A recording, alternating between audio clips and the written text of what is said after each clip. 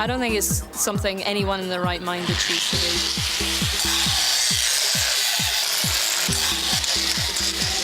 I try and push the possibilities.